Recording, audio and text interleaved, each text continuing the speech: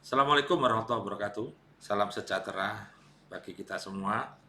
Salam sehat. Kita lanjutkan materi pada hari ini. Kita membahas digital dan sosial media pada marketing strategi.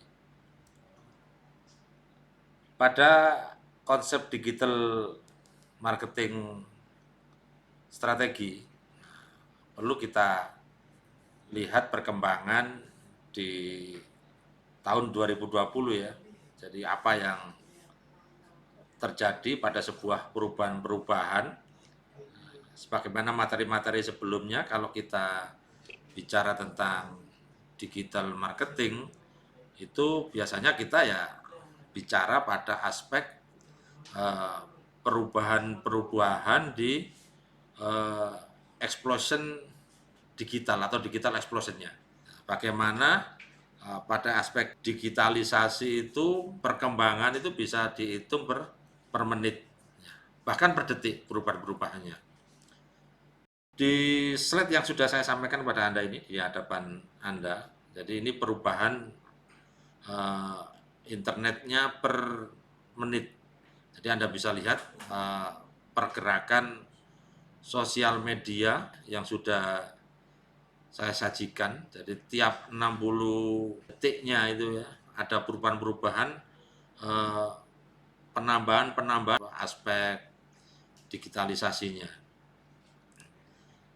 Saya tidak menyebutkan satu-satu ya. Bisa Anda lihat pemakai Google itu berapa, Facebook itu berapa, Line itu berapa, lanjut yang chat, Tencent-nya itu ya 19 million, YouTube berapa, 4,7 ya, 4,7 million ya. Lalu Instagram kelihatannya yang paling tertinggi pada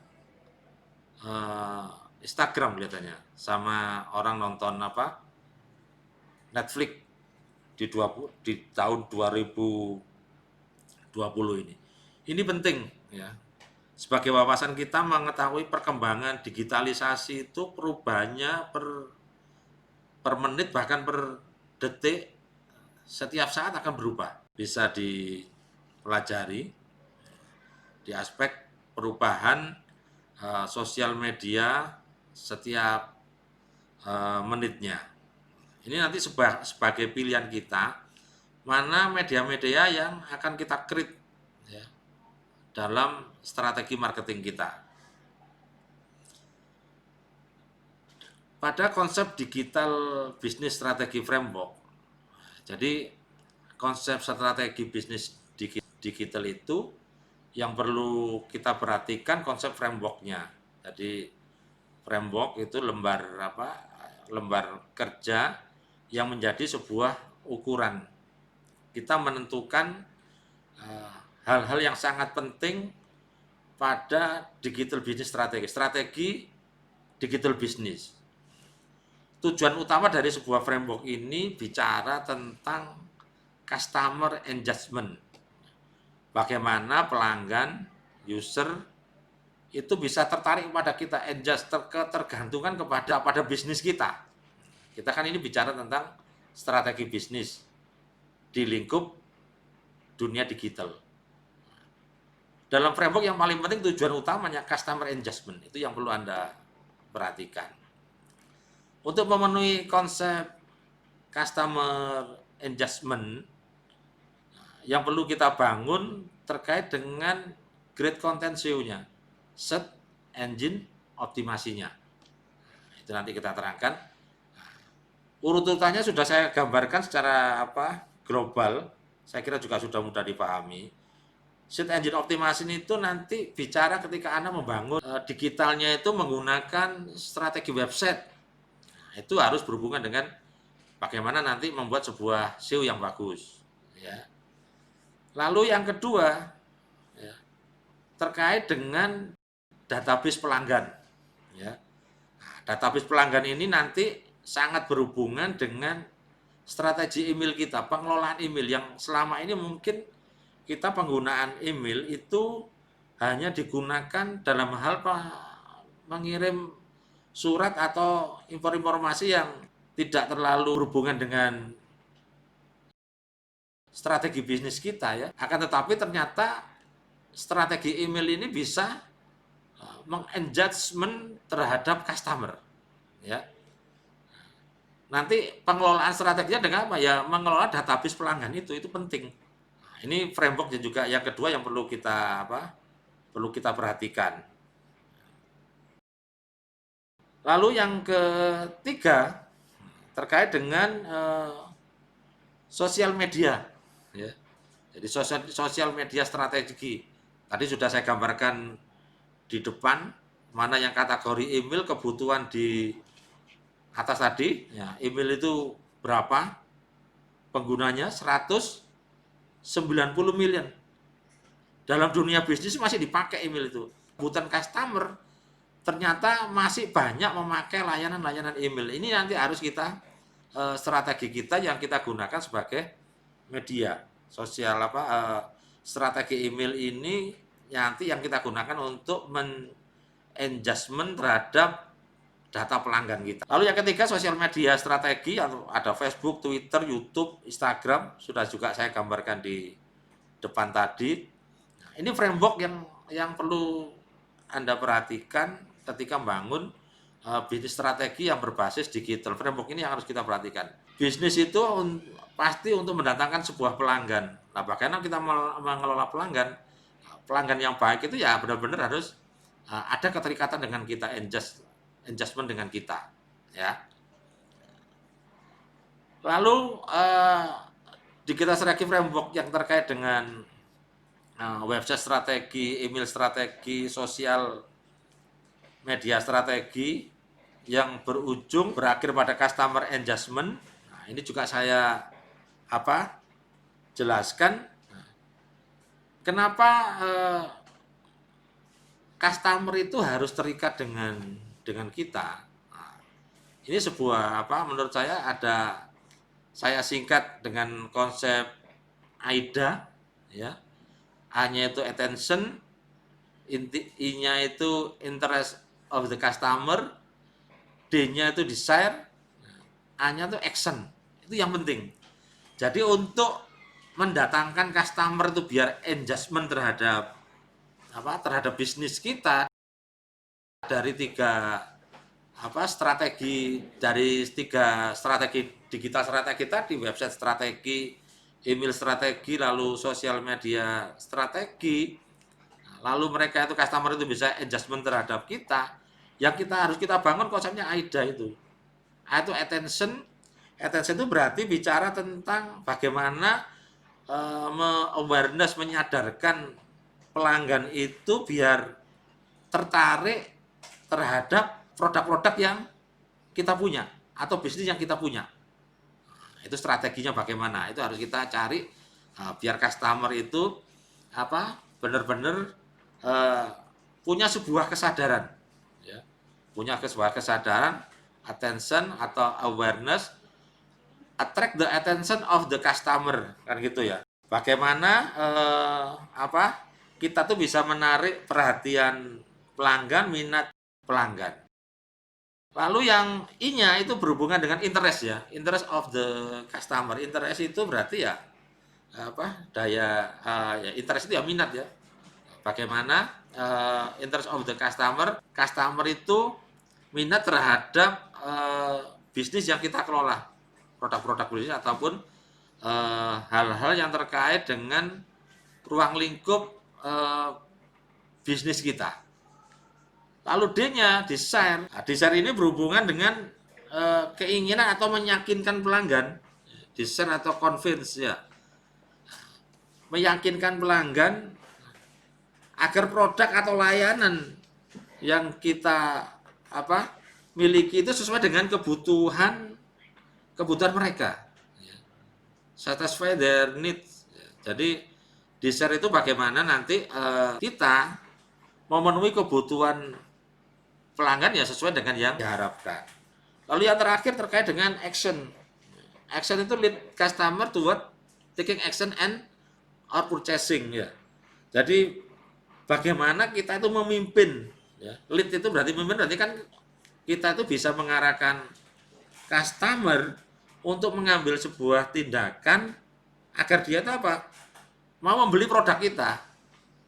Itu konsep AIDA yang berhubungan bagaimana kita membangun dari framework 3 strategi tadi yang bertujuan untuk mengarahkan kepada customer engagement. Agar customer itu engagement, kita harus melaksanakan 4 hal tadi. Kalau saya singkat, AIDA tadi, attention atau awareness, I-nya itu interest of the customer. Jadi kalau strategi yang kita gunakan strategi website, maka titik tekannya website itu ya penguatan pada sebuah konten. Jadi sudah saya jelaskan di slide saya ini, website dengan traffic tinggi itu pasti dimulai dengan konten yang kuat, ya. Jadi dan juga diupdate secara konsisten. Jadi paling tidak setiap hari atau 2 hari sekali konten itu harus kita rawat dan harus kita update. Ketika Anda sudah membangun sebuah website, maka untuk menguatkan kontennya harus ada update setiap hari. Maksimal paling tidak 2 hari sekali itu Anda harus lakukan update agar apa? Agar membuat konten. Dengan konten yang kuat dan fresh itu apa? Pengunjung itu akan datang secara rutin, itu pasti, ya. Jadi itu yang harus kita laksanakan ketika kita nanti membangun sebuah strategi website. Lalu contoh yang kedua, nah ini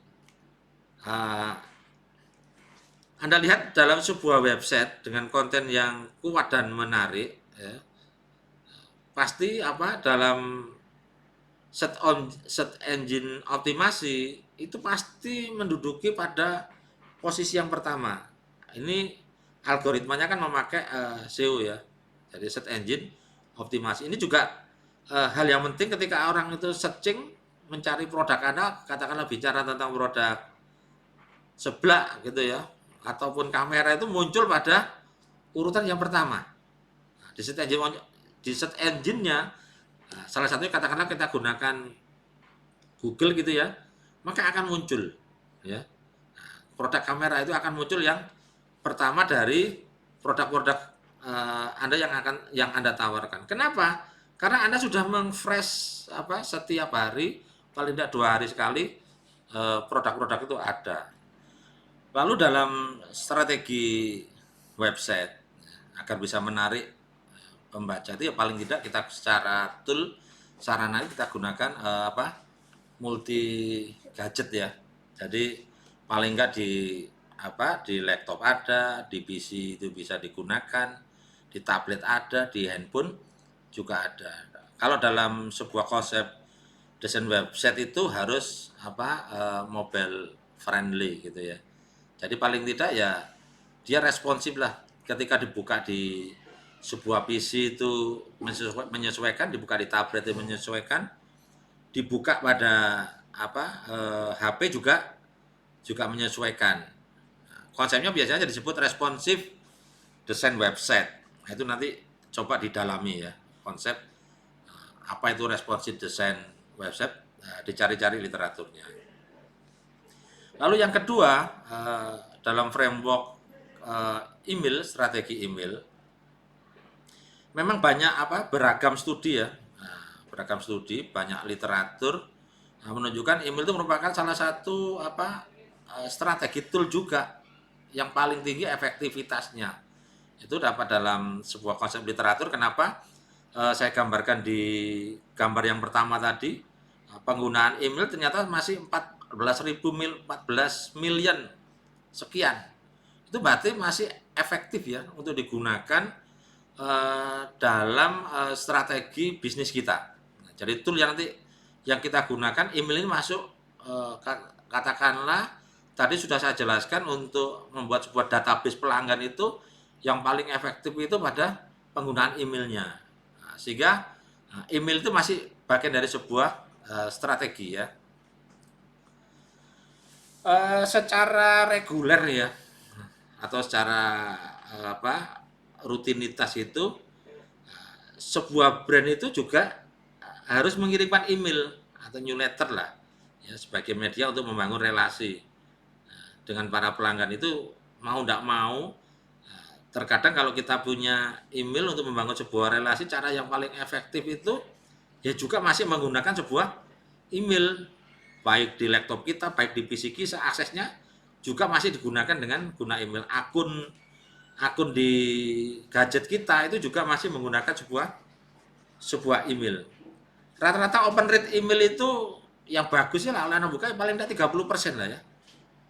30% dalam sebuah studi literaturnya, atau rata-rata klik rate-nya link itu dalam email paling tidak sekitar ya 15%, sebagaimana sudah saya jelaskan dalam slide ini. Lalu dalam membangun sosial media juga ya, kita harus mendrive ya website kita ya, juga untuk menaikkan traffic website brand kita. Nah, itu harus banyak menggunakan sebanyak mungkin sosial medianya. Ya. Anda bisa lihat di Starbucks ini ya, salah satu websitenya Starbucks yang saya kasih contoh ini. Nah, ini akses sosial medianya banyak dipakai, toolnya yang digunakan.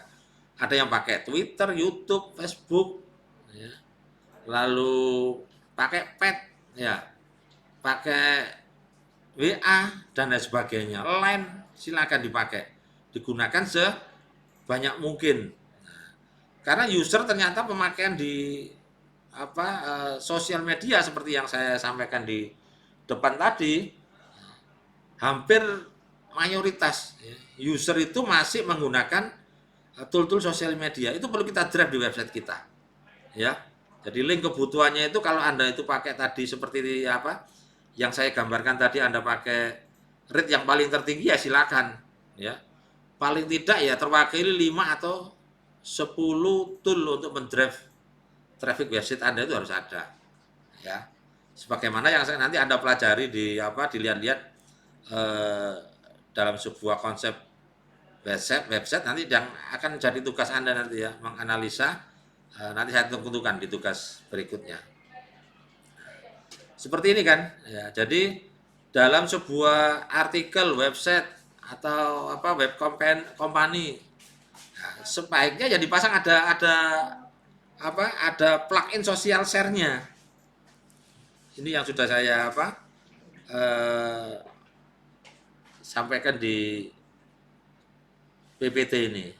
Jadi plugin untuk social share-nya itu harus dibangun di dalam sebuah website itu yang bagus itu. Untuk share ke plugin-nya, share ke Facebook, ke Twitter, dan lain sebagainya itu harus disiapkan. Jadi mendrive sebuah website yang bagus, plugin untuk social share-nya itu juga perlu diperhatikan.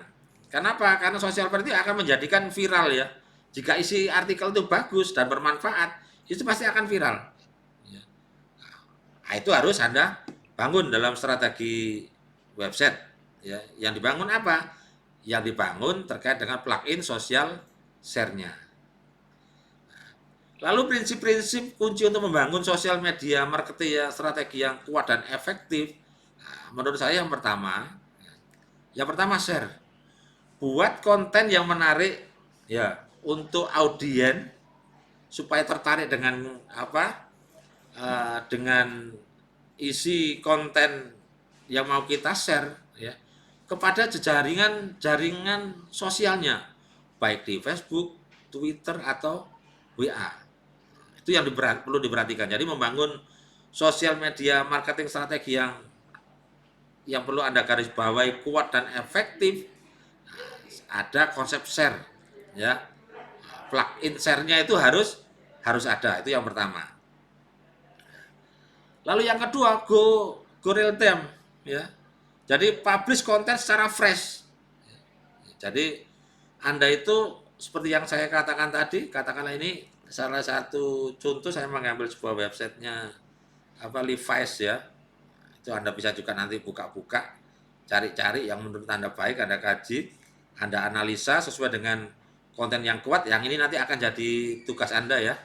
Anda buka nanti di Elitak yang akan kita share materi video ini dan juga nanti tugasnya. Jadi Go Real Time itu publish konten secara fresh. Ya. Lalu dilihat apa respon komentarnya atau komplain audien dengan cepat. Ya. Maksimal Anda menanggapi itu 15 menit Go Real Time itu. Jadi ketika Anda publish sebuah konten yang baru, lalu ada komplain gitu dari audien Anda, segera respon secara cepat, maksimal tidak boleh lebih dari 15 menit. Itu segera Anda respon. Yang ketiga, educate, don't sell. Jadi website ini sebenarnya ya tempat kita untuk memberi informasi, mengedukasi pelanggan ataupun calon pelanggan kita. Anda jangan fokus pada produk-produk yang akan kita jual, tapi lebih baik mengarah kepada edukasinya. Diyakinkan dulu, dikenalkan produknya secara detail, keunggulannya. Nah, mungkin dalam sebuah produk ini Anda menginformasikan sesuatu yang tidak baik. Tapi produk-produk yang bernilai jual itu apa? Itu diinformasikan sebagai bahan edukasi kita. Tidak perlu kita menawarkan produk untuk segera dijual. Ya. Sehingga website ini sekali tempat educate, don't sell. Ya. Jadi media sosial adalah tempat untuk mengedukasi pasar calon pelanggannya. Jadi performan sebuah website ya, membangun kredibilitas namanya. Nah, jadi kalau kredibilitas website itu bagus, berarti edukasinya juga bagus, sehingga nanti secara pelan-pelan tumbuh rasa percaya pelanggan kepada brand kita, ya, brand yang anda jual. Ini salah satu contohnya saya kasih contoh websitenya Intel. Anda lihat, baca-baca, ya. Intel bagaimana mengedukasi produknya dan sampai hari ini bagaimana penggunaan orang ketika terkait dengan produk-produk Intel. Sampai hari ini kebutuhan masyarakat akan brand Intel itu sangat tinggi. Nah, itu konsep strategi website, educate, don't sell. Lalu yang keempat, entertain, don't market. Ya. Audien itu akan lebih tertarik, engage, lebih terikat dengan kita jika konten-konten digital kita itu bisa menghibur secara interaktif. Ya. Bukan sekedar berisi iklan promosi satu arah.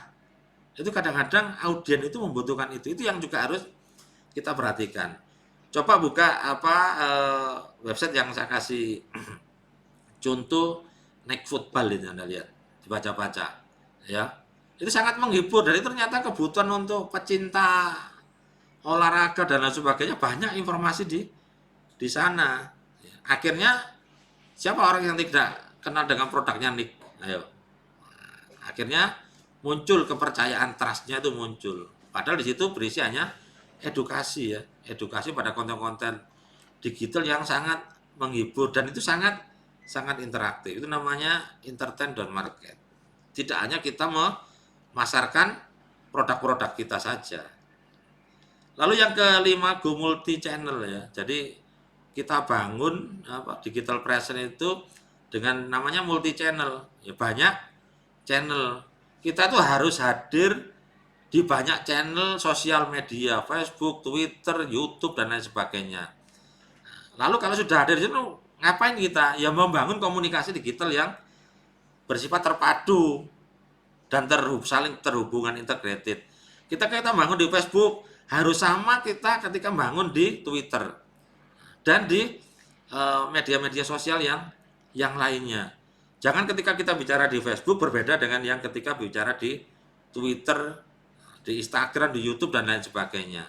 Itu yang dikatakan terpadu dan integrated, saling berhubungan, sehingga sebuah brand itu mengisi konten itu ketika tidak saling berhubungan ataupun juga tidak terpadu, maka customer itu, audien juga akan bingung arah produknya itu kemana, ya.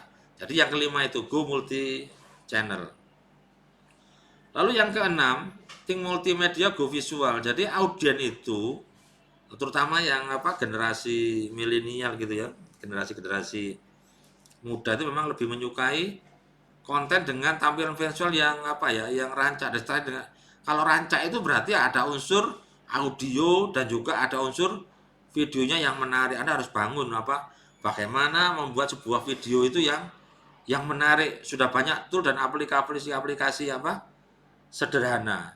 Yang keenam itu konsepnya, think multimedia go visual. Harus Anda bangun secara konsep visual yang bagus, terutama di konsep bikin video yang menarik, ya. Yang ketujuh, think like publisher.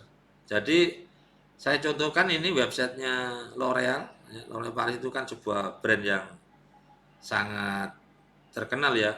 Jadi brand L'Oreal itu membangun website yang isinya malah lebih bagus dibanding majalah Cosmopolitan. Coba Anda bisa cari nanti majalah Cosmopolitan, bandingkan dengan websitenya L'Oreal. Kalau menurut saya malah lebih bagusan punyanya L'Oreal. Ya. Alhasil jutaan pembaca juga setiap datang ke websitenya L'Oreal daripada di Cosmopolitan. Dari sisi pembacanya, ranking pembacanya Anda lihat, ya, itu lebih banyak yang di L'Oreal daripada di majalah Cosmopolitan. Itu namanya think like publisher, ya. Itu yang harus kita bangun dalam strategi website, membangun sebuah website. Lalu yang ke-8, target your niche. Ya, jadi follow figur-figur yang menjadi influencer di Twitter. Ya. Lalu arahkan ke Facebook.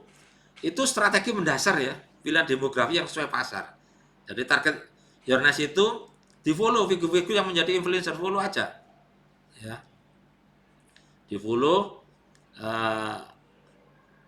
figur-figur yang menjadi influencer yang ada di salah satu sosial media, di Twitter kah, lalu diarahkan di Facebook strategi Anda, ya. Jadi berdasarkan pilihan demografi yang sesuai dengan pasar. Katakanlah ini Dewi D. Lestari, ya, karena followernya banyak, dimunculkan figur-figur semacam itu penting, ya. Lalu yang ke-9, listen, kalau menurut saya, ya. Jadi 10 strategi yang cukup kuat, ya. Itu yang ke-9, listen. Dengarkan dan simak, namanya listen, ya. Masukan audien Anda, itu penting, ya. Lalu feedback mereka menjadi masukan berharga untuk kemajuan brand kita. Contohnya di Starbucks itu dia di konten websitenya itu ada namanya My Starbucks Idea, ya, idea. Jadi di situ membuat mencari masukan-masukan, ide-ide yang terbagus untuk Starbucks. Jadi didengarkan aja, disimak aja, ya. Dari sana baru feedback mereka itu menjadi sesuatu yang berharga bagi kita. Oh, ternyata kebutuhan di Starbucks dari pelanggan, dari sekian pelanggan bisa kita create menjadi sesuatu brand baru, ide. Itu penting kita, ya. Jadi kita tidak bisa berkacamata kuda, ya, melihat satu arah saja. Jadi harus berbagai arah kita dengarkan konsepnya, kalau menurut saya, ya. Lalu yang ke-10, engage. Engage itu membangun interaksi yang produktif dengan audien, biar mereka tertarik dengan kita. Bagaimana mereka tertarik dengan kita kalau kita itu tidak berinteraksi dengan audien nonsen, ya. Jadi konten komunikasi itu juga harus kreatif, fun, dan mampu menciptakan sebuah kesan, ya. Jadi bukan sekedar kita berbicara dengan bahasa yang kaku dan yang membosankan, ya. Jadi diatur waktu, batas, cara berbicara kita, mimik kita, ya, wajah kita, yang menunjukkan memang konten-konten komunikasi yang segar lah, ya. Saya kira itu yang bisa saya sampaikan. Nanti yang berikutnya akan kita pelajari Facebook fanpage brand yang layak dipelajari. Ini ada contoh-contoh sih, ya. Atau kita lanjutkan sedikit, tidak apa-apa, hanya 3-4 slide, ya, sekalian aja. Nah, ini salah satu contoh Facebook fanpage brand yang layak dipelajari. Anda nanti dianalisa ini. Katakanlah fanpage-nya Coca-Cola, ini apa yang menarik, Ya. Ternyata Coca-Cola memanfaatkan kekuatannya apa? Multimedia, teks, gambar, video untuk membangun interaksi dengan fan di Facebook. Yang ini nanti akan menjadi tugas. Ya, nyuntuhnya seperti ini. Jadi Anda nanti menganalisa konten yang kuat itu mana pada 10 aspek tadi itu. Nah, Anda amati saja, cari sosial medianya nanti ya, lalu Anda amati. Nah, seperti contoh yang saya buat di sini, saya buka fanpage-nya apa? Brand yang layak dipelajari itu salah satunya punyanya Coca-Cola ini, ya. Nah, kalau menurut saya Coca-Cola ini memanfaatkan kekuatan multimedia, teks, gambar, video untuk membangun interaksi dengan fan di Facebook. Coba dilihat. Nanti Anda nggak boleh sama dengan yang saya contohkan, cari yang lainnya ya. Lalu punyanya Starbucks. Ya, Starbucks ini dianggap sebagai satu brand yang paling kreatif di sosial medianya. Lah kreatifnya di mana Anda bisa lihat nanti masuk dipelajari di Starbucks itu. Ya. Jadi tidak membosankan ketika masuk di Facebook fanpage-nya Starbucks. Lalu punyanya Galaxy ya, S6 itu Anda coba pelajari nanti ya. Nih. Banyak ya. Ini nanti saya share semuanya.